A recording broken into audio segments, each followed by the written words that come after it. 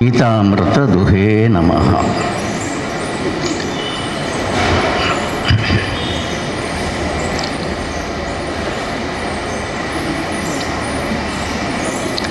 ಬನ್ನಂಜಯ ಗೋವಿಂದಾಚಾರ್ಯರು ಇತಿಹಾಸ ಪುರುಷರು, ಐತಿಹಾಸಿಕ ವ್ಯಕ್ತಿ. ಅಂದರೆ ಇತಿಹಾಸದಲ್ಲಿ ದಾಖಲಾಗುವಂಥ ವಾಂಗಮಯಕ್ಕೆ ಸಂಬಂಧಪಟ್ಟ ಕೆಲಸವನ್ನು ಮಾಡಿದವರು.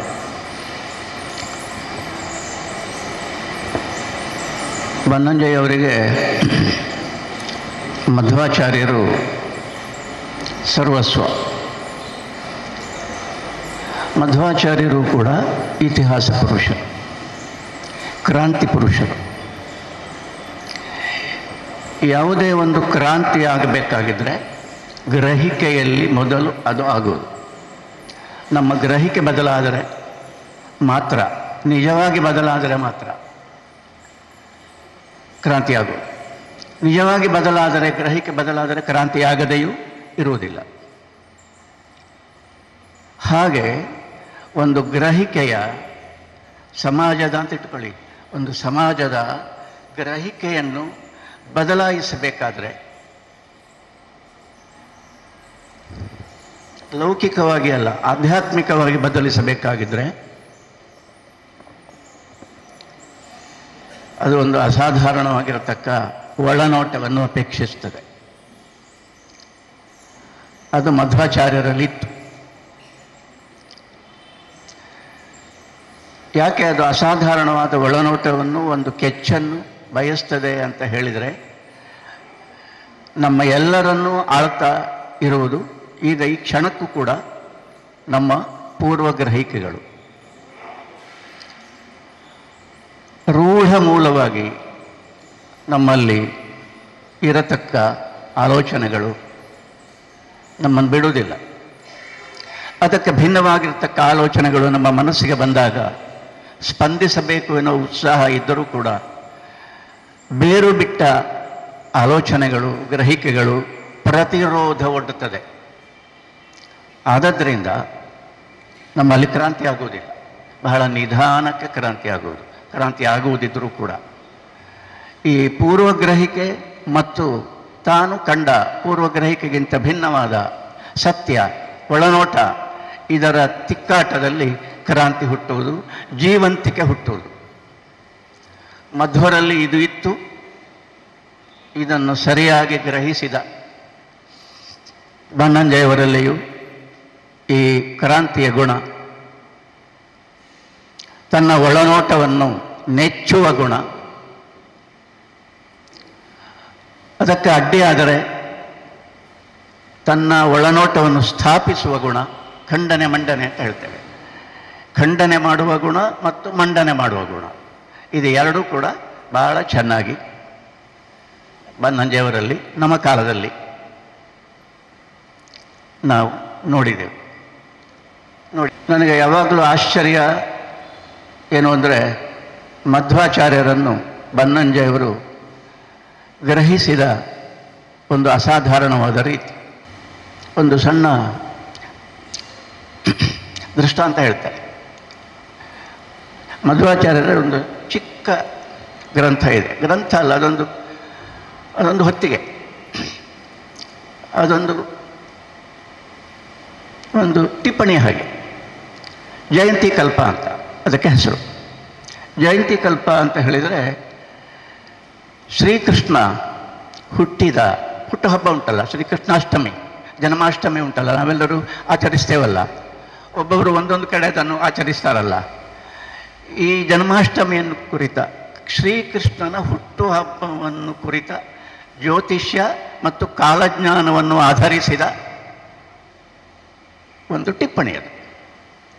ಅದೇನು ಬಹಳ ದೊಡ್ಡ ಪ್ರಕರಣ ಗ್ರಂಥ ಅಲ್ಲ. ಅವರ ಮಧ್ವಾಚಾರ್ಯರ ಪ್ರಮೇಯಗಳನ್ನು ಹೇಳತಕ್ಕ ಗ್ರಂಥಗಳೇ ಏನೂ ಅಲ್ಲ. ಕೇವಲ ಅದು ಕೃಷ್ಣ ಜನ್ಮಾಷ್ಟಮಿಯ ಬಗೆಗಿನ ಒಂದು ಒಳನೋಟ ಅದು. ಈಗ ಒಂದು ಪ್ರಶ್ನೆ ಬರ್ತದೆ, ಕೃಷ್ಣನ ಹುಟ್ಟುಹಬ್ಬವನ್ನೇ ಯಾಕೆ ಆಚರಿಸಬೇಕು?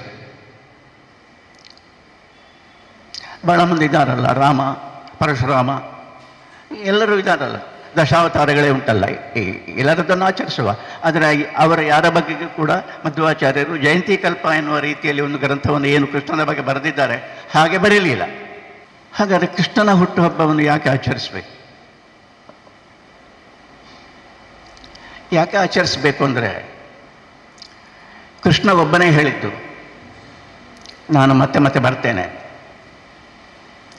ಸಂಭವಾಮಿ ಯುಗೆ ಯುಗೆ ಅಂತ ಹೇಳಿದ್ದು ಕೃಷ್ಣ ಮಾತ್ರ. ನಾನು ಮತ್ತೆ ಮತ್ತೆ ಬರಬೇಕಾಗ್ತದೆ, ಯಾಕೆ ಬರುವುದು ಅದೆಲ್ಲ ಮತ್ತೆ ನೋಡುವ. ಬರ್ತೇನೆ ಅಂತ ಹೇಳಿದಾನಲ್ಲ ಈ ಲೋಕಕ್ಕೆ, ನಮ್ಮ ಮಧ್ಯದಲ್ಲಿ.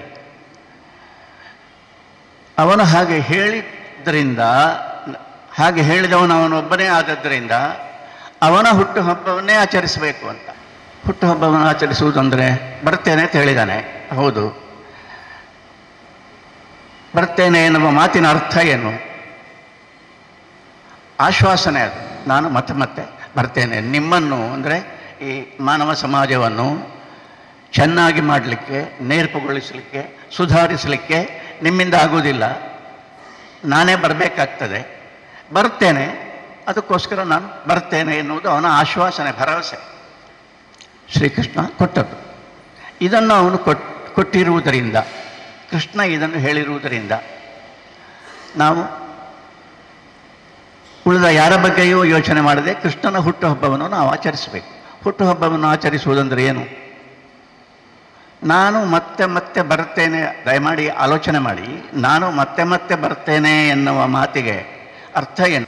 ಬಹಳ ವಾಚ್ಯವಾಗಿರತಕ್ಕ, ಬಹಳ ಸ್ಪಷ್ಟವಾಗಿರತಕ್ಕ, ಅದಕ್ಕೆ ಅರ್ಥ ಏನು ಅಂತ ನಾವು ಯೋಚನೆ ಮಾಡುವುದಕ್ಕೆ ಅಗತ್ಯ ಇಲ್ಲದ, ಯೋಚನೆ ಮಾಡುವ ಅಗತ್ಯವೇ ಇಲ್ಲದ, ಬಹಳ ಸ್ಪಷ್ಟವಾಗಿರತಕ್ಕ ಮಾತು. ಬರ್ತೇನೆ ಅಂತ ಹೇಳಿದ್ರು ಅಷ್ಟೇ ಅದಕ್ಕೆ ಅರ್ಥ ಅಂತ. ಅದು ಹಾಗಲ್ಲ, ಅದಷ್ಟೇ ಅಲ್ಲ.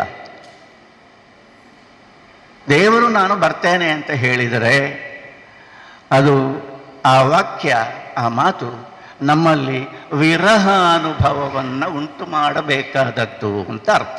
ಅದಕ್ಕೆ ಇವನು ಯಾವಾಗ ಬರ್ತಾನೆ, ಯಾವಾಗ ಬಂದಾನು ಎನ್ನುವ ಹಂಬಲವನ್ನು, ವಿರಹ ಅನುಭವವನ್ನು ಮನುಷ್ಯರಲ್ಲಿ ಆಗಬೇಕಾದವರಲ್ಲಿ ಕಾಯಬೇಕು. ದೇವರನ್ನು ಬರಬೇಕಾದ್ರೆ, ಬರ್ತೇನೆ ಅಂತ ಅವನು ಹೇಳಿದ್ದರ ಅರ್ಥ ಏನು ಅಂತ ಕೇಳಿದರೆ ಕಾಯಬೇಕು ಅಂತ. ಕಾಯಬೇಕು ಅಂದರೆ ಅದು ಕಾಲದ ವ್ಯಾಪಾರ ಅಂತ ಕೃಷ್ಣ ಗೀತೆಯಲ್ಲಿ ಒಂದು ಮಾತು ಹೇಳಿದ್ದಾನೆ, ನಾನು ಕಾಲೋಸ್ಮಿ ಅಂತ. ಈ ಮಾತು ಕೂಡ ಗೀತೆದ್ದೆ. ಸಂಭವಾಮಿ ಯುಗೆ ಯುಗೆ ಅಂತ ಹೇಳಿದ ಮಾತು ಕೂಡ ಗೀತೆದ್ದೆ. ಕಾಲೋಸ್ಮಿ ಅಂತ ಹೇಳಿದ ಮಾತು ಕೂಡ ಭಗವದ್ಗೀತೆದ್ದೆ. ಏನು ಅದರ ಅರ್ಥ ಅಂದರೆ ಕಾಲದ ವ್ಯಾಪಾರದ ನಿಯಂತ್ರಕ ನಾನು ಅಂತ. ಆದುದರಿಂದ ಕಾಲ ಎನ್ನುವುದು ಒಂದು ಬದಿಯಲ್ಲಿ ಅದಕ್ಕೆ ಕಾಯುವಿಕೆಯ ಸ್ಪಂದನ ಇಲ್ಲದೇ ಇದ್ದರೆ, ಇನ್ನೊಂದು ಬದಿಯಲ್ಲಿ ಆ ಕಾಯುವಿಕೆಗೆ ಸ್ಪಂದಿಸಿ ಒಡಮೂಡುವುದಕ್ಕೆ ಆಗುವುದಿಲ್ಲ. ಆದುದರಿಂದ ನಾನು ಬರ್ತೇನೆ ಅಂತ ಕೃಷ್ಣ ಹೇಳಿದರೆ ಅದರ ಅರ್ಥ ನಿಮ್ಮಲ್ಲಿ ನನ್ನ ಕುರಿತಾದ ವಿರಹ ಅನುಭವ ಉಂಟಾಗಲಿ ಅಂತ. ಇದು ವಿಚಿತ್ರವಾದ ಅರ್ಥ, ವಿಶೇಷವಾದ ಅರ್ಥ ಮತ್ತು ಆಗಲೇಬೇಕಾದ ಅರ್ಥ. ಇದುಂಟಲ್ಲ ಯಾವುದು, ಈ ಗ್ರಹಿಕೆ, ಇದು ವಿಶಿಷ್ಟಾಚಾರ್ಯರಲ್ಲಿ ಇದು ಯಾವುದು, ಈ ರೀತಿಯ ವಿಶೇಷವಾಗಿರತಕ್ಕ ಹೊಳಪುಗಳು ಅದುವರೆಗೆ ಯಾರು ಜಡರಾಗಿ ರೂಢಮೂಲವಾಗಿ, ನಮ್ಮ ಇಡೀ ಸಮಸ್ಯೆ ಎಂಥದ್ದು ಅಂದರೆ ದೊಡ್ಡ ದೊಡ್ಡ ಸಂಗತಿಗಳೆಲ್ಲ ಇವೆ, ಬಹಳ ದೊಡ್ಡ ಸಂಗತಿಗಳೆಲ್ಲ ಇವೆ. ಅದು ಇವೆ ಅಂತ ಹೇಳಿದ್ರಿಂದ ನಮ್ಮಲ್ಲಿ ಯಾವ ಬದಲಾವಣೆಯೂ ಇಲ್ಲ. ನಾವು ಹೀಗೆ ಇದ್ದೇವೆ, ಅದು ಹಾಗೆ ಇದೆ. ಎರಡರ ಮಧ್ಯದಲ್ಲಿ ಯಾವ ಒಂದು ಸಂಪರ್ಕವೂ ಇಲ್ಲ. ಅದು ಇದೆ ಅಂತ ಹೇಳಲಿಕ್ಕೆ, ನಮಗೆ ಮತ್ತೊಬ್ಬರಿಗೆ ಹೇಳಲಿಕ್ಕೆ, ನಮಗೆ ಅದನ್ನು ತೆಗೆದುಕೊಳ್ಳಿಕ್ಕಲ್ಲ. ನಮ್ಮಲ್ಲಿ ಅದು ಉಂಟಾಗುತ್ತೆ. ಇದಕ್ಕೆ ಜಾಡ್ಯ ಅಂತ ಹೆಸರು. ಇದು ಜಡತೆ, ರೂಢ ಮೂಲವಾಗಿರತಕ್ಕ ಸಂಗತಿಗಳನ್ನು ಹಾಗೆಯೇ ಕಣ್ಣು ಮುಚ್ಚಿ ಅಂಧಾನುಕರಣ ಮಾಡುತ್ತಾ ಆಚರಿಸಿಕೊಂಡು ಹೋಗುವುದು. ಯಾವ ಕ್ರಾಂತಿಯೂ ಆಗದಂತೆ ನಮ್ಮನ್ನು ನಾವು ಕಾಪಾಡಿಕೊಳ್ಳು. ಯಾವ ಬದಲಾವಣೆಯೂ ಆಗಬಾರ್ದು. ಮತ್ತೇನು ಬದಲಾವಣೆ ಆಗಬಾರ್ದು. ಅನುಚಾನವಾಗಿ ನಡ್ಕೊಂಡು ಬಂದಿದೆ, ಅಷ್ಟು ಸಾಕು ಅಂತ. ಇದಕ್ಕೆ ಜಾಡ್ಯ ಅಂತ ಹೆಸರು. ಕಾಳಿದಾಸ ಒಂದು ಕಡೆ ಹೇಳಿದ, ಏನಂದರೆ ವೇದಕ್ಕೆ ಕೂಡ ಜಾಡ್ಯ ಇದೆ ಅಂತ. ವೇದಾಭ್ಯಾಸ ಜಡಹ. ಬ್ರಹ್ಮನನ್ನು ಹೇಳಿದ್ವಿ. ಎಂಥ ಸಂಸ್ಕೃತಿ ನೋಡಿ. ಜಡತೆಯ ಕುರಿತಾದ, ಯಾವಾಗ ನಮ್ಮ ಮನಸ್ಸು ಜಡವಾಗಿ ಹೋಗ್ತದೆ ಎನ್ನುವುದರ ಕುರಿತಾದ ಒಂದು ಬಹಳ ಸೂಕ್ಷ್ಮವಾದ ಕಾಳಜಿ ಅದು. ವೇದ ಬಹಳ ತಪ್ಪದುಕೊಡ್ದು. ಇದು ಕಷ್ಟ ಇದೆ, ಎಲ್ಲ ಹೇಳೋದು ಬಹಳ ಕಷ್ಟ. ಯಾಕಂತ ಹೇಳಿದ್ರೆ ಕೂಡಲೇ ಈ ಕಾಲದಲ್ಲಿ ಅಂತೂ ಒಂದು ಹೇಳಿದರೆ 10 ಅರ್ಥ ಆಗ್ತದೆ. ವೇದಾಭ್ಯಾಸ ಜಡ ಅಂತ ಏನು ಹೇಳಿದ್ದು ನಾನು ಹೇಳಿದ್ದಲ್ಲ ಸ್ವಾಮಿ, ಅದು ಕಾಳಿದಾಸ ಹೇಳಿದ್ದು. ಅದು ಅವ ಯಾಕೆ ಹೇಳಿದ ಅಂದರೆ ಆಮೇಲೆ ಮತ್ತೆ ಒಂದು ಮಾತು ಹೇಳಿದ್ದಾನೆ, ಪುರಾಣಮಿತ್ಯೇವ ನ ಸಾಧು ಸರ್ವಂ ನ ಚಾಪಿ ಕಾವ್ಯಂ ನವಮಿತ್ಯವದ್ಯಂ. ಪುರಾಣ ಬಹಳ ಹಳೆ ಕಾಲದ್ದು, ಬಹಳ ಹಳೆ ಸಂಗತಿ, ಪ್ರಾಚೀನ ಕಾಲದಿಂದ ನಡ್ಕೊಂಡು ಬಂದ ಸಂಗತಿ. ಅದನ್ನು ಹೇಗೆ ಬಿಡುವುದಪ್ಪ ಅಂತ ಯಾರಿಗೆ ಬಿಡುವುದಪ್ಪ ಅಂತ ಯಾರಿಗೂ ಉಂಟಾಗುವುದಿಲ್ಲ. ಉಂಟಾದವರಿಗೆ ಹೇಳಿದ್ದವೆ. ಈ ಬಹಳ ಪ್ರಾಚೀನ ಕಾಲದಿಂದ ಬಂದದ್ದು ಪುರಾಣಮಿತ್ಯೇವ, ಅದೆಲ್ಲವೂ ಕೂಡ ಸ್ವೀಕಾರ್ಯವಲ್ಲ, ಸಾಧುವಾದದ್ದಲ್ಲ, ನಾವು ಒಪ್ಪಬೇಕಾದದ್ದಲ್ಲ. ಒಪ್ಪಬೇಕಾದದ್ದಕ್ಕೆ ಬೇರೆ ಕಾರಣ ಹೇಳಬೇಕು ಹೊರತು ಬಹಳ ಹಿಂದಿನ ಕಾಲದಿಂದ ನಡೆದುಕೊಂಡು ಬಂದಿದೆ ಎನ್ನುವುದು ಒಪ್ಪುವುದಕ್ಕೆ ಬೇಕಾದ ಕಾರಣವೇ ಅಲ್ಲ. ಕ್ರಾಂತಿ ಅಲ್ವಾ ಇದು? ಈ ಕಾಲದಲ್ಲಿ ಹೇಳುವುದಕ್ಕೂ ಕಷ್ಟವಾಗಿರತಕ್ಕ ಒಂದು ಸತ್ಯವಾಕ್ಯ ಅದು. ಇದು ಕ್ರಾಂತಿ. ಆಮೇಲೆ ಹೇಳಿದ ನವಂ ಕಾವ್ಯಂ ನವಮಿತಿ ಅವದ್ಯಂ, ಏನು ಹೊಸ ಕಾವ್ಯ, ನವ್ಯ ಕಾವ್ಯ.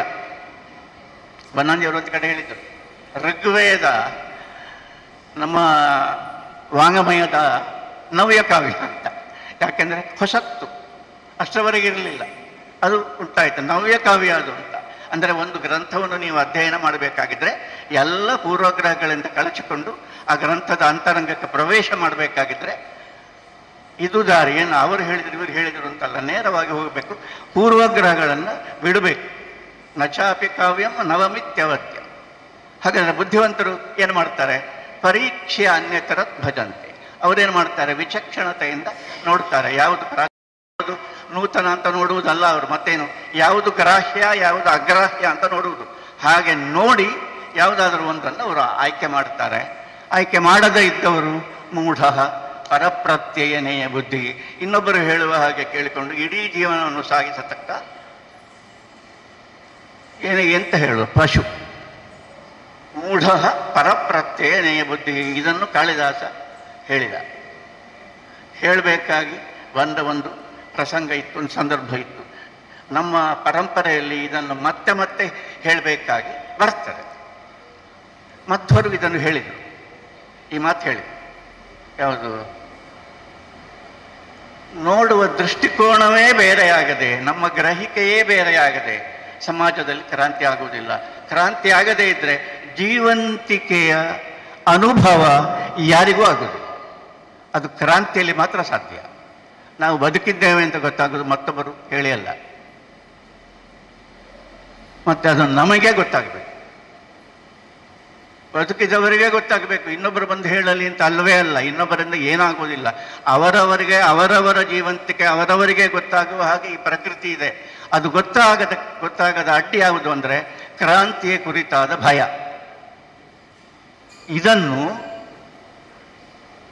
ದೊಡ್ಡ ಮೇಧಾವಿಗಳು ಅರ್ಥ ಆದವರು, ಈ ಸಂಗತಿ ಹೀಗೆ ಇದೆ ನಮ್ಮ ಬದುಕಿನದ್ದು ಅಂತ ಅರ್ಥ ಆದವರು ಇದನ್ನು ಹೇಳದೆ ಬಿಡಲಿಲ್ಲ. ಮಧ್ವರ ದೃಷ್ಟಿ ಬನ್ನಂಜೆಯವರಿಗೆ ಬಹಳ ಚೆನ್ನಾಗಿ ಅವರು ನೋಡಿ, ಅವರು ಮಧ್ವಾಚಾರ್ಯರನ್ನು ಅರ್ಥ ಮಾಡಿಕೊಂಡ ರೀತಿಯೇ ಒಂದು ಬಹಳ ಗಹನವೂ ಹೊಸತ್ತು ಆದದ್ದು. ಬನ್ನಂಜೆಯವರನ್ನು ಅವರು ಐತಿಹಾಸಿಕ ವ್ಯಕ್ತಿ, ಇತಿಹಾಸ ಪುರುಷ ಅಂತ ಹೇಳಿದೆ. ಯಾಕೆ ಹೇಳಿದೆ ಅಂದರೆ ಮಧ್ವಾಚಾರ್ಯರ ಸರ್ವಮೂಲ ಗ್ರಂಥಗಳನ್ನು ನಮ್ಮ ಕಾಲದಲ್ಲಿ ಅಂದರೆ 20ನೇ ಶತಮಾನದ ಮಧ್ಯಭಾಗದಲ್ಲಿ ಸಂಪಾದಿಸುವ, ಎಡಿಟ್ ಮಾಡತಕ್ಕ ಸರ್ವಮೂಲ ಗ್ರಂಥಗಳನ್ನು ಎಡಿಟ್ ಮಾಡಿ ಅದನ್ನು ಸಾರ್ವಜನಿಕಗೊಳಿಸತಕ್ಕ ಶುದ್ಧ ಪಾಠ ಅಂತ, ಶುದ್ಧ ಪಾಠವನ್ನು ಆಲೋಚನೆ ಮಾಡತಕ್ಕವರ ಮುಂದೆ, ಯೋಚನೆ ಮಾಡತಕ್ಕವರ ಮುಂದೆ ಇಡುವ ಒಂದು ಐತಿಹಾಸಿಕವಾದ ಯೋಗ ಅದು ಬನ್ನಂಜೆಯವರಿಗೆ ಬಂತು. ಅವರು ಅದನ್ನು ಬಹಳ ಸಾರ್ಥಕವಾಗಿ ನೆರವೇರಿಸಿದ್ದರಿಂದ ನಾನು ಅವರನ್ನು ಐತಿಹಾಸಿಕ ಪುರುಷ ಅಂತ ಹೇಳುವುದು. ಹಿಂದಿನವರು ಓದಿದ್ದಾರೆ. ಮಧ್ವಾಚಾರ್ಯರ ಗ್ರಂಥಗಳನ್ನೆಲ್ಲರೂ ಕಾಪಾಡಿಕೊಂಡಿದ್ದಾರೆ, ಅದನ್ನೆಲ್ಲ ಓದಿದ್ದಾರೆ. ಯಾರೂ ಕೂಡ ಅದನ್ನು ತಾವು ಪ್ರತಿ ಮಾಡಿಕೊಂಡು ತಮ್ಮಲ್ಲಿ ಕೊಂಡು ಹೋಗಿದ್ದಾರಲ್ಲದೆ ಅದನ್ನು ಸಾರ್ವಜನಿಕಗೊಳಿಸಲಿಲ್ಲ. ಸಾರ್ವಜನಿಕಗೊಳಿಸಬೇಕಾದ ತುರ್ತು ಕೂಡ ಆ ಕಾಲದಲ್ಲಿ ಇತ್ತೋ ಇಲ್ಲವೋ ಎನ್ನುವುದು ಒಂದು ಪ್ರಶ್ನಾರ್ಹ. ಆದರೆ ನಾವು ಆಲೋಚನೆ ಮಾಡಬೇಕಾದದ್ದು, ಬುದ್ಧ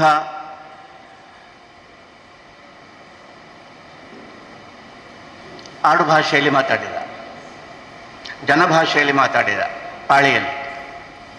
ಜೈನರು ಪ್ರಾಕೃತ ಅರ್ಧಮಾಗತಿಯಲ್ಲಿ ಮಾತಾಡಿದರು, ಜನಭಾಷೆಯರು, ಅರ್ಥವಾಗದ ಭಾಷೆಯಲ್ಲ, ವಿದ್ವತ್ ಭಾಷೆಯಲ್ಲ. ವೈದಿಕರು ಹಾಗೆ ಮಾಡಲಿಲ್ಲ, ಅವರು ದೇವಭಾಷೆಯಲ್ಲಿ ಮಾಡಿದರು, ಎಲ್ಲ ಆಯಿತು. ಮಧ್ವಾಚಾರ್ಯರ ಕಾಲದಲ್ಲಿ 12-13ನೇ ಶತಮಾನದ ಸಂಧಿಕಾಲದಲ್ಲಿ ಕನ್ನಡದಲ್ಲಿ ವಚನ ಸಾಹಿತ್ಯ ಬರಲಿಕ್ಕೆ ಪ್ರಾರಂಭವಾಗಿತ್ತು. ನನಗೆ ಯಾವಾಗಲೂ ಒಂದು ಆಶ್ಚರ್ಯ, ಮಧ್ವಾಚಾರ್ಯರ ಕಾಲಕ್ಕೂ ನಮ್ಮ ಮಹಾ ಕವಿಗಳಲ್ಲಿ ಒಬ್ಬನಾದ ಕವಿ ರನ್ನನ ಕಾಲಕ್ಕೂ ಹತ್ತಿರ ಇದೆ. ಅವನು ತನ್ನ ಗದಾಯುದ್ಧದಲ್ಲಿ ಭೀಮಸೇನನನ್ನು ಆಲೋಚನೆ ಮಾಡಿ, ಭೀಮಸೇನನನ್ನು ನಾಯಕನನ್ನಾಗಿ ಮಾಡಿ, ಪಂಪಕವಿ ಹೇಗೆ ಅರ್ಜುನನನ್ನು ತನ್ನ ನಾಯಕನನ್ನಾಗಿ ಮಾಡಿ ವಿಕ್ರಮಾರ್ಜುನ ವಿಜಯವನ್ನು ಬರೆದನೋ ಹಾಗೆಯೇ ಅದರ ಅನುಕರಣವೆಂಬತ್ತೆ ಒಂದು ರೀತಿಯಲ್ಲಿ ರನ್ನ ಭೀಮನನ್ನು ನಾಯಕನನ್ನಾಗಿ ಮಾಡಿ ತನ್ನ ಗದಾಯುದ್ಧ ಎನ್ನುವ ಮಹಾಕಾವ್ಯವನ್ನು ಬರೆದ. ಹತ್ತಿರ ಇದೆ ಮಧ್ವಾಚಾರ್ಯರ ಕಾಲಕ್ಕೂ ರನ್ನನ ಕಾಲಕ್ಕೂ. ಇಬ್ಬರಿಗೂ ಭೀಮಸೇನ ಬಹಳ ಪ್ರಿಯ. ಆದರೆ ಇಬ್ಬರೂ ಮಾತಾಡಲಿಲ್ಲ, ಇಬ್ಬರಿಗೂ ಪರಸ್ಪರ ಸಂಪರ್ಕ ಬಂದದಕ್ಕೆ ಯಾವ ದಾಖಲೆಯೂ ಇಲ್ಲ. ಬರ್ತಾ ಇದ್ದರೆ ಕಥೆಯೇ ಬೇರೆ ಆಗ್ತಿತ್ತು ಅಂತ ನನಗೆ ಯಾವಾಗಲೂ ಆಲೋಚನೆ ಬರೋದು. ಅಂದರೆ ಕಥೆ ಬೇರೆ ಆಗ್ತಿತ್ತು ಅಂದರೆ ಮಧ್ವಾಚಾರ್ಯರು ಕನ್ನಡದಲ್ಲಿ ಬರೀತಿದ್ರೇನೋ ಅಂತ. ಹಾಗೆ ಆಗ್ತಿದ್ರೆ ಅದು ಬೇರೆ ರೀತಿ ಆಗ್ತಿತ್ತು. ಆದರೆ 18ನೇ ಶತಮಾನದಲ್ಲಿ 19ನೇ ಶತಮಾನದಲ್ಲಿ ಮುದ್ರಣದ ವ್ಯವಹಾರ, ಮುದ್ರಣದ ಶಕ್ತಿ ಗೊತ್ತಾಗಿ ಪುಸ್ತಕಗಳೆಲ್ಲ ದೇಶ ಭಾಷೆಗಳಲ್ಲಿ ಪ್ರಕಟವಾಗಲಿಕ್ಕೆ ಪ್ರಾರಂಭ ಆದ ಮೇಲೆ ಕನ್ನಡದಲ್ಲಿ ಪ್ರಾಯ ನನ್ನ ಗೊತ್ತಿನಲ್ಲಿ ಮೊದಲು ಪ್ರಕಟವಾದ ಧಾರ್ಮಿಕ ಗ್ರಂಥ ಸತ್ಯವೇದ ಅಂತ ಹೇಳಿ ಕರೆದುಕೊಳ್ಳಲ್ಪಟ್ಟ ಬೈಬಲ್. ಇದೆಲ್ಲ ಬಂದಿದೆ 20ನೇ ಶತಮಾನದಲ್ಲಿ ಪೂನಾದಲ್ಲಿ ಮಹಾಭಾರತದ ಶುದ್ಧ ಪಾಠವನ್ನು ಮಾಡಬೇಕು. ಬಹಳ ಪ್ರಕ್ಷೇಪಗಳಾಗಿವೆ ಅದರಲ್ಲಿ. ಆದ್ದರಿಂದ ಶುದ್ಧ ಪಾಠದ ಅವಶ್ಯಕತೆ ಇದೆ ಅಂತ ಮಹಾಭಾರತವನ್ನು ಕುರಿತಾದ ಬಹಳ ದೊಡ್ಡ ಒಂದು ಯೋಜನೆಯೊಂದು ಮಾಡಲ್ಪಟ್ಟು ಶುದ್ಧ ಪಾಠ ಅದರ ಒಂದು ಭಾಗ ಪ್ರಕಟ ಆಯಿತು. ಆವಾಗ ನಮಗೆ ಗೊತ್ತಾಗಬೇಕು ಏನಂದರೆ ಮಧ್ವಾಚಾರ್ಯ ಶುದ್ಧ ಪಾಠದ ಅಗತ್ಯ ಎಷ್ಟಿದೆ ಅಂತ. ಶುದ್ಧ ಪಾಠದ ಅಗತ್ಯ ಗೊತ್ತಾಗಬೇಕಾದ್ರೂ ಒಂದು ಕಾಲ ಬರಬೇಕು. ಅದು 20ನೇ ಶತಮಾನದಲ್ಲಿ ಬಂತು. ಅದರ ಪರಿಣಾಮವಾಗಿ ಎಂಬಂತೆ ಮಧ್ವಾಚಾರ್ಯರ ಸರ್ವಮೂಲ ಗ್ರಂಥಗಳ ಶುದ್ಧ ಪಾಠ ತುರ್ತಾಗಿ ಆಗಬೇಕಾಗಿದೆ ಅಂತ 1967-68ರ ಅನಂತರದ ಕಾಲಘಟ್ಟದಲ್ಲಿ ಒಂದು 10 ವರ್ಷ ಬನ್ನಂಜೆಯವರು ಶುದ್ಧ ಪಾಠವನ್ನು ಸಂಪಾದಿಸಿ ಅದನ್ನು ಮಾಡಿದರು. ಈ ಕಾರಣದಿಂದ ಅವರು ಬೇರೆ ಯಾರೂ ಮಾಡಲಿಲ್ಲ. ಈ ಕಾರಣದಿಂದ ಅವರು ಐತಿಹಾಸಿಕ ವ್ಯಕ್ತಿ, ಇತಿಹಾಸ ಪುರುಷ. ಆಶ್ಚರ್ಯ ಅಂದರೆ ಮಹಾಭಾರತಕ್ಕೆ ನಾವು ಹೇಳುವುದು ಇತಿಹಾಸ ಅಂತ. ಜಯೋನಾಮ ಇತಿಹಾಸೋಯಂ. ಅದನ್ನು ಕಾವ್ಯಾಂತರು ಹೇಳುವುದಿಲ್ಲ, ಆಧ್ಯಾತ್ಮಿಕ ಗ್ರಂಥ ಅಂತ ಹೇಳುವುದಿಲ್ಲ. ಅದೆಲ್ಲವೂ ಹೌದು, ಅದರಲ್ಲಿ ಕಾವ್ಯಾಂಶವೂ ಇದೆ, ಎಲ್ಲವೂ ಇದೆ. ಆದರೆ ಮುಖ್ಯವಾಗಿ ಅದು ಕರೆಯಲ್ಪಟ್ಟದ್ದು ಇತಿಹಾಸ. ಇತಿಹಾಸ ಗ್ರಂಥದ ಅಧ್ಯಯನ ಅದು ನಮಗೆ ಬಹಳ, ನಾವು ಅಧ್ಯಯನ ಮಾಡಲೇಬೇಕಾಗಿರತಕ್ಕ ಒಂದು ಗ್ರಂಥ. ಈ ಇತಿಹಾಸದ ಅಧ್ಯಯನ ಅಂದರೆ ಏನು? ಮಹಾಭಾರತ ಅಂತೂ ಎಲ್ಲರಿಗೂ ಗೊತ್ತಿದ್ದ ಹಾಗೆ, ಅಥವಾ ಎಲ್ಲರೂ ಭಾವಿಸಿದ ಹಾಗೆ ತೀರಾ ಲೌಕಿಕವಾದ ಗ್ರಂಥ.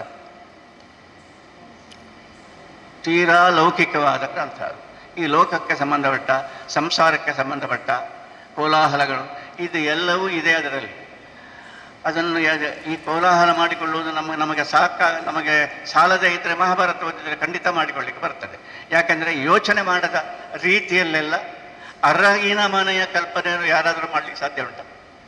ಯೋಚನೆ ಮಾಡಿ, ತಪ್ಪು ತಿಳ್ಕೊಳ್ಬೇಡಿ, ನಾನು ಮಹಾಭಾರತವನ್ನು ಟೀಕಿಸುವುದು ಅಂತ ಎಲ್ಲವೂ ಇದೆ. ಲೌಕಿಕದ ಇಂಥ ಒಂದು ರಾಶಿ ಇದೆ ಅದರಲ್ಲಿ, ಯೋಚನೆ ಮಾಡದ ರೀತಿಯಲ್ಲೆಲ್ಲ ಇದೆ.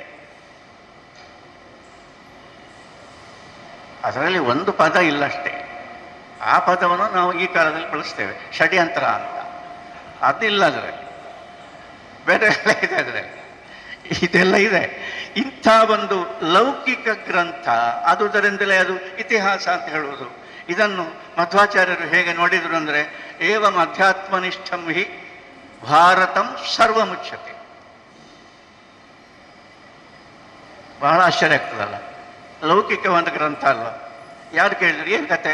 ಅದರ ಹೀಗೆ ದ್ರೌಪದಿ ವಸ್ತ್ರಾಪಹರಣ, ಆಮೇಲೆ ಶಕುನಿ, ಕೆಲವು ಪಾತ್ರಗಳೆಲ್ಲ ನಮ್ಮ ಮನಸ್ಸಿಗೆ ಬಂದರೆ ಅದನ್ನು ಅಧ್ಯಾತ್ಮ ಅಂತ ಹೇಳುವುದು ಸುತರಾಮ್ ಕಷ್ಟ. ಆದರೆ ಇವರು ಹೇಳ್ತಾರೆ, ಯಾರು ಮಧ್ವಾಚಾರ್ಯರ ಪುಸ್ತಕ ಬರೆದಿದ್ದಾರೆ, ಮಹಾಭಾರತ ತಾತ್ಪರ್ಯ ನಿರ್ಣಯ ಅಂತ. ಮಹಾಭಾರತದ ತಾತ್ಪರ್ಯ ಏನು ಅಂತ, ತಾತ್ಪರ್ಯ ಎನ್ನುವ ಪದ ಅವರಿಗೆ ಬಹಳ ಇಷ್ಟ. ಈ ಗ್ರಂಥದ ತಾತ್ಪರ್ಯ ಏನು ಅಂತ, ತತ್ಪರನಾಗದೆ ಅದನ್ನು ನೋಡದಿದ್ದರೆ, ಏಕಾಗ್ರವಾಗಿ ನೋಡದಿದ್ದರೆ, ತತ್ಪರನಾದವನಿಗೆ ಸಿಗತಕ್ಕ ಒಳನೋಟವನ್ನು ತಾತ್ಪರ್ಯ ಅಂತ ಹೇಳುದು. ಅದು ತಾತ್ಪರ್ಯ. ಮಹಾಭಾರತದ ತಾತ್ಪರ್ಯ ಏನು ಅಂತ ಕೇಳಿದ್ರೆ ಅದು ಆಧ್ಯಾತ್ಮಿಕವಾದದ್ದು. ಹೇಳ್ಯಾರ ಯಾರಾದರೂ? ಧೈರ್ಯ ಬೇಕು. ಏನು ಬೇರೆ ಈಗ ವೇದ, ಉಪನಿಷತ್ತು, ಬ್ರಹ್ಮಸೂತ್ರ, ಭಗವದ್ಗೀತೆ ಮಹಾಭಾರತದಲ್ಲಿದೆ, ಅದಿರಲಿ.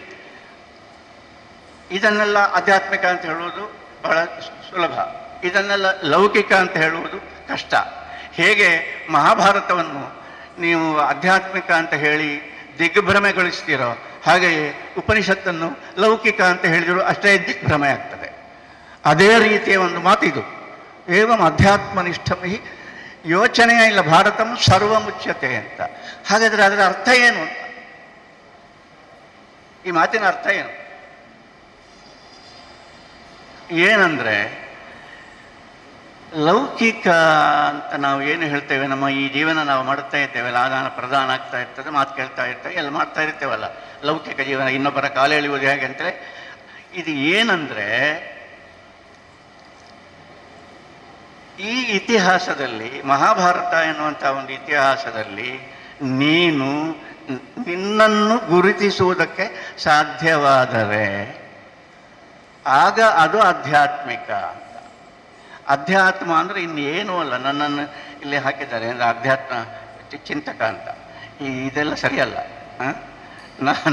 ನಾನು ಲೌಕಿಕವನ್ನು ಯೋಚನೆ ಮಾಡಿಯೇ ನನಗೆ ಅಧ್ಯಾತ್ಮದಲ್ಲಿ ಅಂತ ಒಂದು ಉಂಟು ಅಂತ ಗೊತ್ತಾದದ್ದು.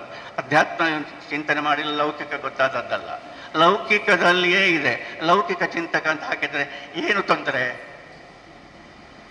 ಆಧ್ಯಾತ್ಮಿಕ ಚಿಂತಕ ಅಂತ ಹಾಕಿದರೆ ಏನದು ಹೆಚ್ಚುಗಾರಿಕೆ? ನಥಿಂಗ್. ಭ್ರಮೆ ಇದು.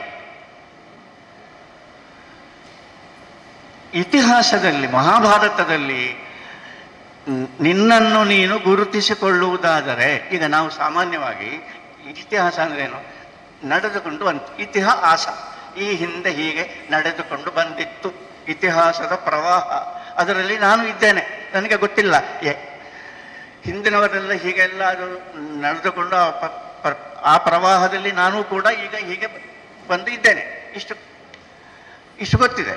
ಅಲ್ಲಿ ನಾನು ಏನಾಗಿದ್ದೆ ಅಂತ ನನಗೆ ಗೊತ್ತಿಲ್ಲ. ಏನೋ ಆಗಿದ್ದಿರಲಿಕ್ಕೆ ಸಾಕು. ಏನೂ ಆಗಿರದಿದ್ದರೆ ನಾನು ಈಗ ಹೀಗೆ ಆಗಿರೋದಕ್ಕೆ ಸಾಧ್ಯ ಇಲ್ಲ. ಓಕೆ, ಆಗ್ಬೋದು. ಹಿಂದೆ ನಡೆದುಕೊಂಡು ಬಂದ ನನ್ನದೇ ಜೀವನ ಕಥೆಯಲ್ಲಿ, ಎಲ್ಲರ ಜೀವನ ಕಥೆಯಲ್ಲಿ ಸೇರಿ ಹೋದ ನನ್ನದೇ ಜೀವನ ಕಥೆಯಲ್ಲಿ ನಾನು ಏನಾಗಿದ್ದೆ ಅಂತ ನಮಗೆ ಯೋಚನೆ ಬರುವುದಕ್ಕೆ ಶುರುವಾದರೆ ಲೌಕಿಕವೇ ಆಧ್ಯಾತ್ಮಿಕ. ಇದು ಬಾರದೇ ಇದ್ದರೆ ಪ್ರವಚನ ಆಗ್ತದೆ, ಅದು ಆಧ್ಯಾತ್ಮಿಕ ಆಗುವುದು, ಸುತ್ತರಾಮಾಗುವುದಿಲ್ಲ. ಆದುದರಿಂದ ಇತಿಹಾಸದಲ್ಲಿ, ಈ ಮಹಾಭಾರತ ಎನ್ನುವ ಇತಿಹಾಸದಲ್ಲಿ ನಾನು ಯಾರು ಅಂತ ಮಧ್ವಾಚಾರ್ಯರು ಒಬ್ಬರು ಮಹಾಭಾರತ ತಾತ್ಪರ್ಯ ನಿರ್ಣಯದಲ್ಲಿ ತನ್ನನ್ನು ತಾನು ಕಂಡುಕೊಂಡರು. ಅದು ಯಾರು ಅಂತ ನಿಮಗೆ ಆಶ್ಚರ್ಯ ಆಗ್ಬೋದು. ಒಂದು ಗ್ರಂಥದ ಅಧ್ಯಯನ ಹೀಗೂ ಒಂದು ಉಂಟಾ ಅಂತ. ಒಂದು ಗ್ರಂಥವನ್ನು ಅಧ್ಯಯನ ಮಾಡಿದ್ದು ಯಾಕೆ? ರಾಮಾಯಣವನ್ನು ಅಧ್ಯಯನ ಮಾಡಿದ್ಯಾಕೆ? ಮಹಾಭಾರತವನ್ನು ಅಧ್ಯಯನ ಮಾಡಿದ್ಯಾಕೆ? ಅಲ್ಲ, ನಾನು ಆ ಕಾಲದಲ್ಲಿ ಏನಾಗಿದ್ದೆ ಅಂತ ಕಂಡುಕೊಳ್ಳಿಕ್ಕೆ ಅಂತ. ಇದು ಈ ದೇಶದಲ್ಲಿ ಮಾತ್ರ ಈ ರೀತಿಯ ಉತ್ತರವನ್ನು ಕೊಡುವುದು ಸಾಧ್ಯ, ಆ ಉತ್ತರಕ್ಕೆ ತಲೆಬಾಗುವುದು ಸಾಧ್ಯ. ಬೇರೆ ಎಲ್ಲಿ ಇದು ಅಸಂಬದ್ಧ ಅಂತ ಕಾಣ. ಯಾವ ಕಾಲದ್ದು ಆಗಿದೆ? ಇಲ್ಲ, ಎಲ್ಲ ಕಾಲಗಳು ನಮ್ಮಲ್ಲಿವೆ, ಈಗಲೂ ಇದೆ ಅದು.